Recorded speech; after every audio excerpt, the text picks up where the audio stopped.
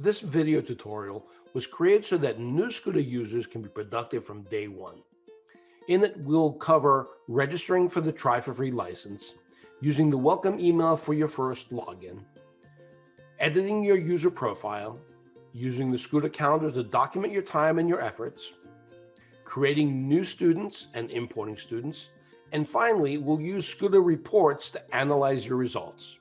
So, without any delay, let's just jump in. Okay, so what we're going to do now is register for the free license. So go to myscuta.com and click on the Try for Free. Now it's asking us for our email address, so I'm going to put lucy@myscuta.com, and obviously you'll put your email address there. And I'm selecting a school counselor, and I'm making this for Lucy Van Pelt. Don't use any spaces. And the phone number, we'll go 212-555-1212, extension 123. And for the zip code, I'll pick 18055. And we'll pick the school, the middle school. So now this is the username that it automatically generated for me. I'll click on agree. And now it's asking me to confirm the email address to make sure that there's no mistake. Lucy@myscuta.com. Obviously, you're putting your email address there. The two match, and now I click on Get Free SCUTA License, and it created the license. And here it's giving me the information about my account. So it says my username is Van Pelt, and that it's emailed the password to Lucy@myscuta.com. Obviously, we need to make sure that we've provided the correct email address. And if I click on login, automatically it tells us the username, and I just need the password. So what I'm going to do now is I'm just going to go into my email, and there it is. So we just got the email, and I click on that, and here's the welcome email, and it has a little video that we could do, a welcome video. It tells us about the training, the free training that we have every Wednesday. If I click here, it'll take me right to the link. And now it tells me to log in. This is where I would go, myscuta.com. There's my username, and here's my password. I can just double click on this and copy it, and come here to where it says password, enter the password, and now just click on login, and we're logged in for the first time. And here, this is our dashboard. Right now in the trial version, you have an easy way of looking between Max, which is this version, and Pro, which is the simpler version. And this is again the dashboard, and since we don't have any data, it's all zeros here. What I'd like to do is let's start off with Pro, and we'll look at other things. So now we need to make sure that we've got our profile set up correctly. To get to the profile, I could click here on the caret and click on the menu item for my profile, or here on the circle with my initials.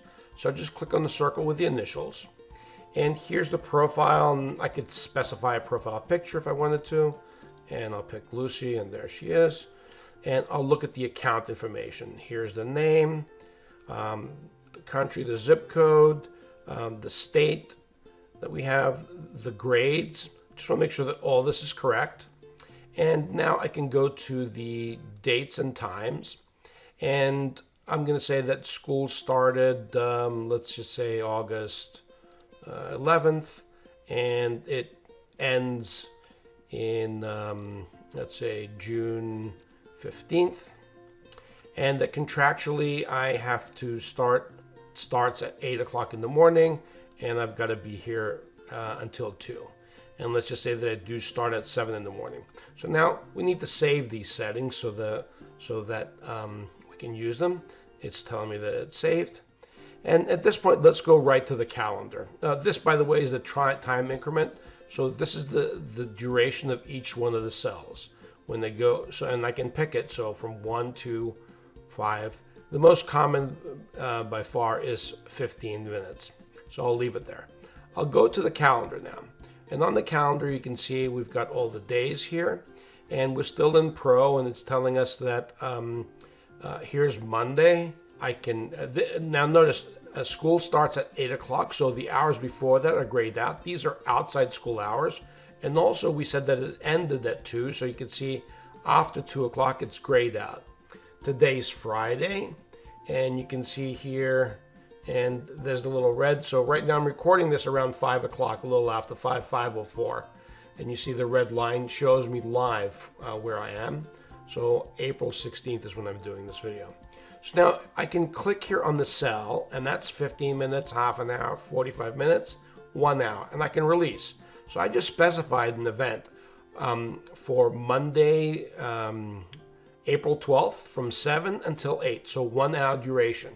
Here are the categories, and we can pick this. And as we pick these are the 7 SCUTA categories and special. If we hover over one of the definitions, it'll show you what the definition is here on the pop-up. I'll just pick the first one really quickly, and you can see now it's got description underneath, and the description varies. And again, if you're not sure about what it is, just hover over it. I'll hit save, and we just created our first event. Notice the cursor as I approach the event. The sizer says I can resize it, increase and decrease the size. I can click on it, in which case I'm able to edit the event, and I can put the cursor on top, click and hold, and now I can drag the event anywhere I'd like. Let me just put it back. So that's how we create the events. Let me create a couple more events. So there's another event. I'll pick the second category, appraisal and advisement. I'm not going to add any other. I could put a description here, A, B, C, and I hit save. And notice that it says the definition here. I'll create another event. This time I'll go with 45 minutes. And I'll pick the third category, counseling. And notice it's dynamic. You see how many more options we have here. I'll just leave it with the default.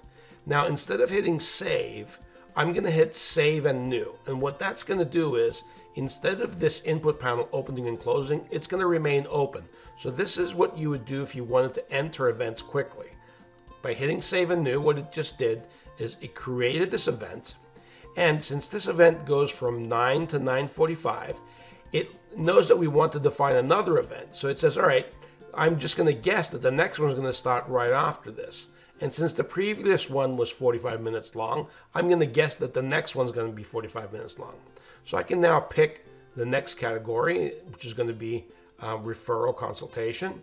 And I'll hit save and new again. And now notice, again, it created the event. The input panel stayed open. And now I can come here, and I'm going to pick defining. And I'm going to make this one shorter. I'll make this a half-hour event. And again, I'll hit save and new. Create another event now. So that's going to be fair share responsibility. And now I'll create one more event. And this one's going to be non-school counseling. And I'm now going to hit save, and we're done. So we just created these events. Now I'm going to create one more event here, and click there, drag, and I'll use instruction, that's okay. So I'll hit save. Now, we might want, for example, during this week to see our use of time analysis statistics. Now, we could go to the report and use the use of time analysis, or we could just go here where we are in the calendar and click on the pullout here. And now notice it's showing us statistics. It's calculating in real time what our statistics are. And it's showing us that 67% of it is student services. Now that's less than the 80%, so that's why this is red. This is 22%. Program definition, managing, and assessing is 22%, which is greater than the goal of 20%. And non-school counseling exceeds 0, so that's why all three of these are red. Now notice in real time, if I came to this event and I'm going to resize it, I'm going to change its duration. And now notice how the calculations totally in real time were recalculated. So now we're at 77%, which is close to the 80. That's why we use the traffic light paradigm here. So we're close here. Program defining management assessment is at 15, which is below 20, so that's green. And here we've got non-school counseling, which is above 0, so it's still red. Okay, so now I'm going to create another event. I'll just move this event out of the way, and we'll create an event for a student. And I'll just pick counseling, and we'll go with individual, and I'll say first meeting, and I'll create a new student, Alan Iverson, and notice it says new. This is how you can manually create a new student. And I'll just say repeat in this case, and I could go daily, weekly, and it's an intelligent version here, so it knows that we're doing it on the second Tuesday of every month, or the 13th, this is the 13th, and so on and so on. I'll just pick daily here, and again, the repeat, it tells you how many iterations, and it shows you the end date. Notice since we specified the end of the school year as 6/16, 2021, we could click on that and it'll repeat the event every day until then. Just so that we have it here on the calendar in front of us, I'll just pick Thursday and I'll hit save. So now we just created 3 events for Alan Iverson. On the second event here, I'm going to increase the size, and notice it asks me if I wanted to update all of them or just this one. And in this event, I'm going to say that it happened earlier. And let me just move it.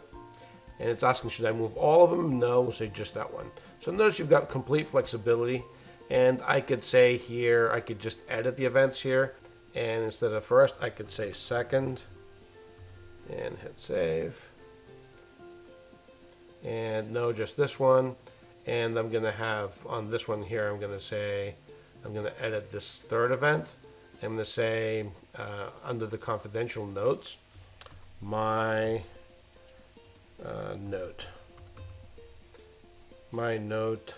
C, and I'll hit save.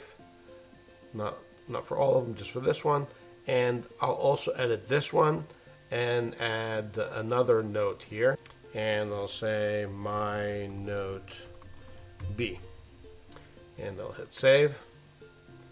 And just that one. So we have some notes here, and we've got Alan Iverson. Let me create one more, and I'll say it's instruction, and I'll say counseling, and it's with the group, and I'll just say group meeting, and in this case I'm gonna say it's an anger group, and I'll just create that group, and again my note, and I'll hit save.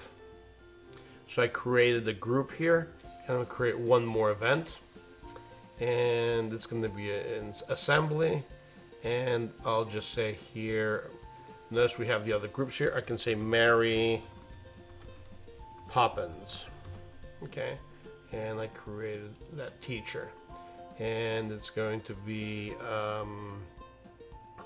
meeting the classroom. And I'll say bring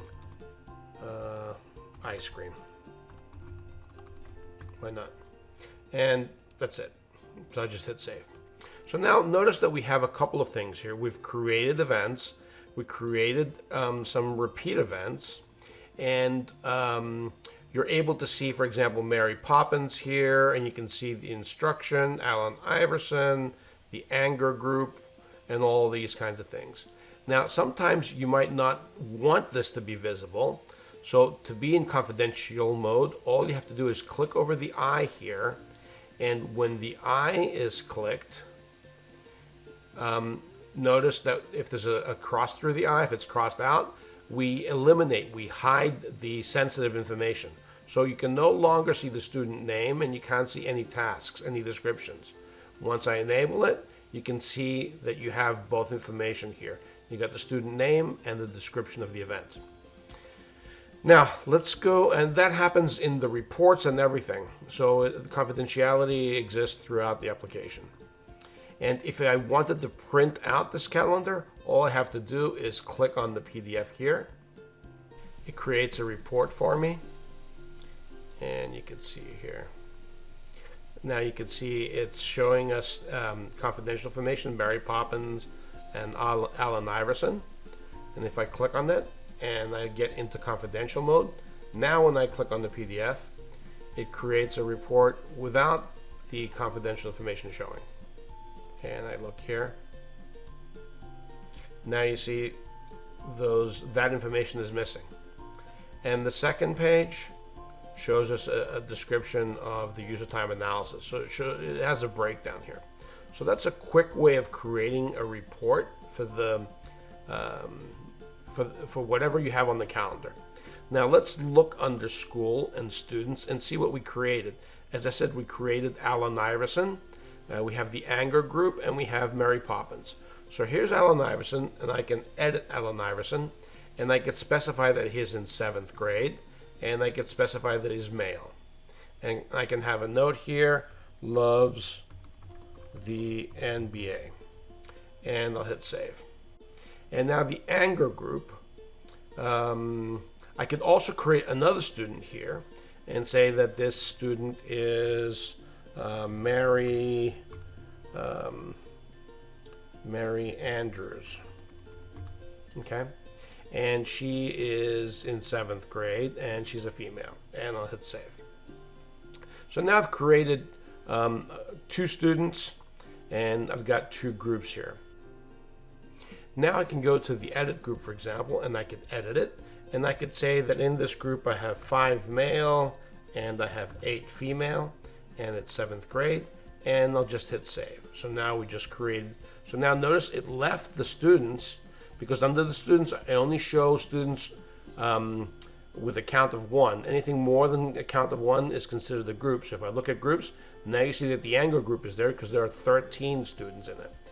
Likewise, if I go to Mary Poppins, I can go to edit, and in Mary Poppins I can say she's in 7th grade and she's got 12 female and 11 male, and I'll hit save, and that now she's gone to a group. So I have 2 students here and I've created 2 groups. I could also make one more group, and let me say that this is the XYZ group. And here, as I'm creating this, I could say that its members are all 7th graders, and I could actually pick some of the students from here. So I could say I'm picking Alan Iverson as one of them, and I can also say that Mary Poppins is another one, Mary Andrews. Okay, and I hit save. So now we've got a group. We've created 3 groups, and we have 2 students. Continuing, we can go to the Manage tab under Students, and here, for example, we could remove all the students or select 2 students and merge them. And finally, a question that we have a lot of times is, how do we import students from the Student Information and Support System? Well, it's very easy. If you go to the import, we've got templates, and this is a description of the template. What we need is the class of. So basically, you tell us the date of graduation, we'll calculate the grade. And we need the first name, last name, the student ID. And that's pretty much it. And if you click here, you'll download an Excel template. And the Excel template, you could open it up. And here's the template. And it's showing you, well, first of all, it asks you to enable it since you've downloaded the file. You see the red fields are the ones that are required. So what's the first name, the last name, student ID, class of, and then everything else is optional.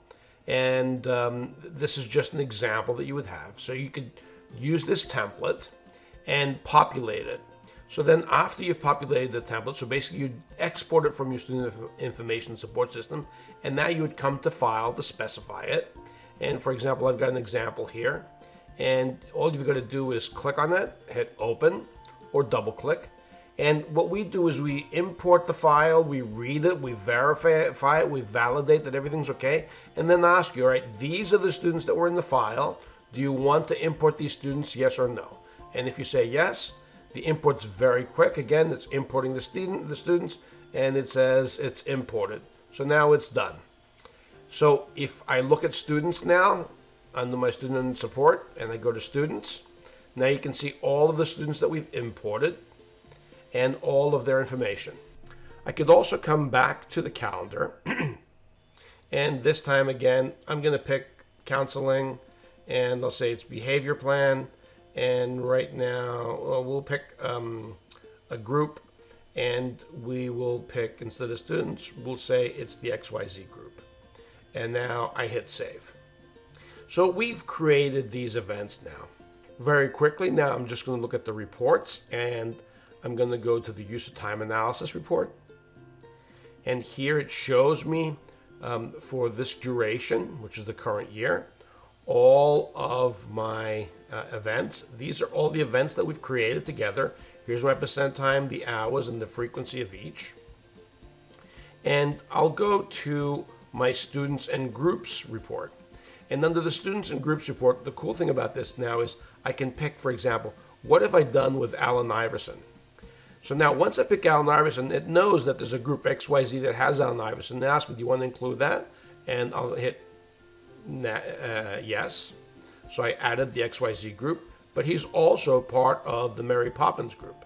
So now very quickly I can show all the events that I've done with Allen Iverson, and we get all the details for them. Okay, so that's a quick intro just to get everyone started. So let me summarize quickly. The big thing is making sure that your profile is set up correctly. So when we're looking at the profile, you can specify your image if you want. Check to see that you've got your correct phone number and that the school and the grades are correct. And important also to specify the beginning of the school year, the end of the school year, your hours, the beginning and the end, when you're obligated to be there, and also what time you're going to be there. Then on the calendar, in the calendar, the events, and we're documenting everything. This is the heart of the application. This is where you really need this is where you're going to be spending time, because the more information you provide SCUTA, the better the analysis. Finally, you'll be able to get in the reports, you'll be able to go to the reports and get more information. So I hope that this is helpful and that this will enable you guys to start from day one. If you have any questions, again, every Wednesday we have free training online. And if you have any type of questions, you could ask us. One thing before I forget, new users normally might have a situation where you don't know how to classify a type of event. In the menu here on the left, if you scroll to the bottom, you'll see Help. Under Help, we have a manual and we have Find Topic. If you look at Manual, now here we've got description about all of the categories and the topics.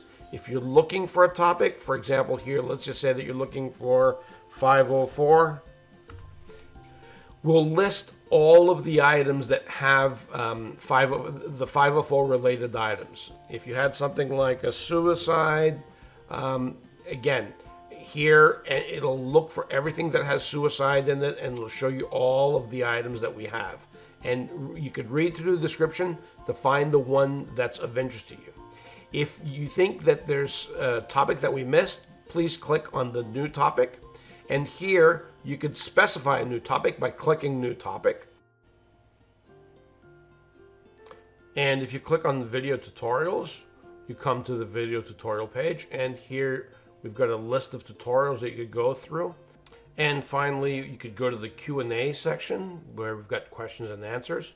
And you can see here if you click on one of the items, you'll see all of the questions that we have, along with, by clicking on the item here, you'll be able to see if we have any answers. And normally the answers are done quite quickly.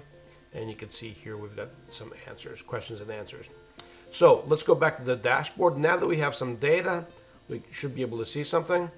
And as you can see now, since we added data here, our graph is now loading and we have our use time analysis. So that was the quick intro. I hope it was beneficial to you. Our goal, once again, is to make sure that after reviewing this, you could use SCUTA instantly and you could be productive from day one. I'm Steve Zaharakis, and I'd really love to hear feedback from you. If there are any items that you think we could improve upon, or if you have any thoughts or comments, please reach out to us. SCUTA would not be the success that it is without your feedback. Thanks again. Take care.